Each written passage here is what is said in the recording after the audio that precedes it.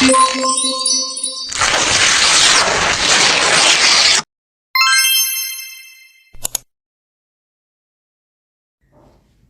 zaman dahulu kala, diceritakan ada sepasang suami istri yang sangat miskin, mencari makan sampai ke sebuah negeri antah berantah yang dipimpin oleh seorang raja yang masyhur namanya.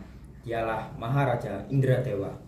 Maka, sesampainya di negeri antah berantah, sepasang suami istri miskin itu sambil menahan perutnya yang dililit lapar. Mereka mengais-ngais mencari sisa makanan di tempat sampah di halaman luar istana Maharaja Indradewa. Orang-orang yang melihat sepasang pengemis tua dengan pakaian compang-camping dan buruk rupa itu jadi ramai seketika. Sementara itu, Maharaja Indradewa mendengar ada suara riuh di halaman luar istana. "Ada apakah ramai-ramai di luar itu?" tanya Baginda kepada seorang prajurit. "Ampun Baginda Maharaja, di luar istana terjadi keramaian disebabkan oleh banyak orang yang mengolok-olok sepasang pengemis miskin yang mengais-ngais sampah mencari sisa makanan. Usir mereka, jangan membuat onar di halaman rumah istana." Rumah istana. Perintah Baginda Raja. "Siap Baginda." Maka sesampainya prajurit itu di halaman luar daripada istana raja, diusirlah orang-orang yang membuat gaduh itu.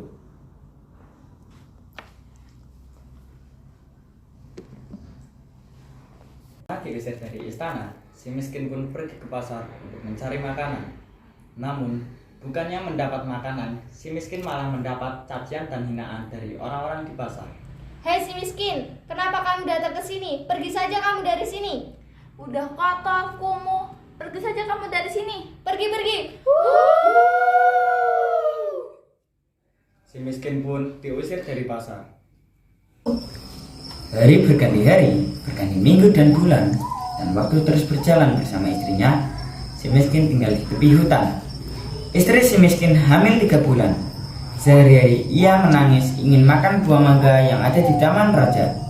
Tentu saja si miskin jadi bingung tiada terkira. Maka katanya, "Ayolah istriku, apakah engkau hendak membunuhku?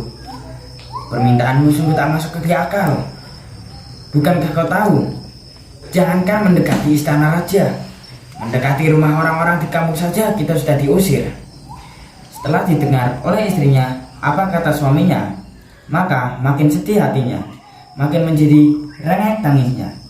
Si miskin merasa nelangsa mendengar tangis istrinya, hatinya terasa disayat sembilu. Demi anak yang dalam kandungan istrinya, ia rela berkorban apa saja, nyawa sekalipun. Maka berkatalah ia pada istrinya, "Diamlah istriku, jangan menangis lagi. Sekarang juga aku akan pergi untuk mendapatkan buah mangga itu."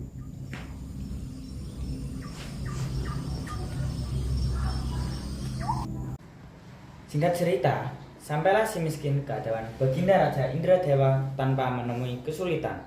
Baginda Raja pun heran dan bertanya, "Woi miskin, mau apa kamu datang ke istana?" "Ampun tuanku Baginda Raja, beribu-ribu ampun. Apabila diperkenankan hamba yang miskin ini, mohon agar kiranya boleh mengambil mangga yang sudah berjatuhan ke tanah itu Baginda Raja." "Hendak apakan engkau mangga itu?" "Untuk dimakan Baginda," jawab si miskin dengan hati penuh harap.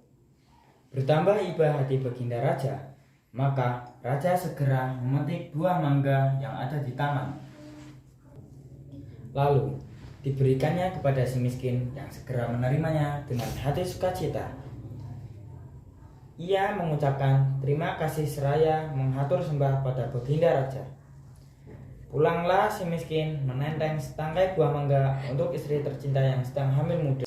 Ketika si miskin kembali ke hutan, si miskin menemukan benda tersebut sebuah peti yang ketika berhasil dibuka isinya penuh dengan emas permata.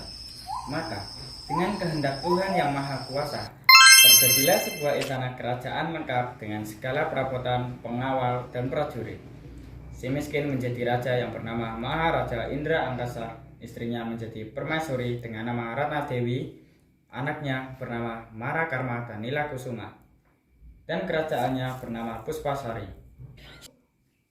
Setelah beberapa lama, Maharaja memanggil ahli nujum untuk mengetahui peruntungan nasib kedua anaknya di masa depan. Ali Nuju memanfaatkan situasi ini untuk menghancurkan kerajaan Puspasari. Ali Nuju mengatakan bahwa kedua anaknya mendatangkan malapetaka untuk kerajaan Puspasari. Singkat cerita, Maharaja mengusir kedua anaknya.